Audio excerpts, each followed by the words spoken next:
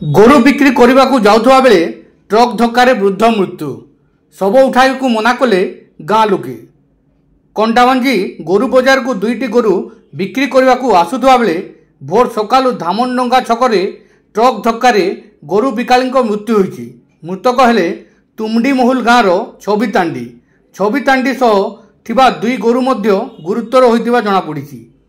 Kantabanji police घटनास्थल में पहुंची अधिक तदंत करुवा बेले मृतकों परिवार लोके शव उठाइବାକୁ मना करछंती। घटनास्थल में उत्तेजना देखा जाइछि। कंटाबांजी मिर्चा न्यूज टीम बीरो।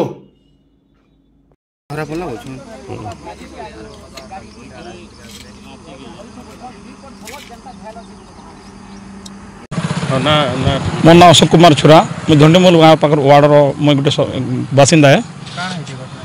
आज राति ये छबितांडी निवासी धुंडीमहल रू तार निजर बलद दुईटा को बिक्री करवार लगे आणुला अभाव असनाटन लगे अजना ट्रक तो नहीं कहुपे। ट्रक पुलिस वाले कहून जे ट्रक रो नंबर अच्छे आ ट्रक रो ड्राइवर आम पाख अच्छे बोले कहून से इनो जेनता पजाड़ू एका पिटीचे आउ स्पट तो से ही छबितांडी मरी जाइए बलद दुईटा भी मरवार पर अच्छा।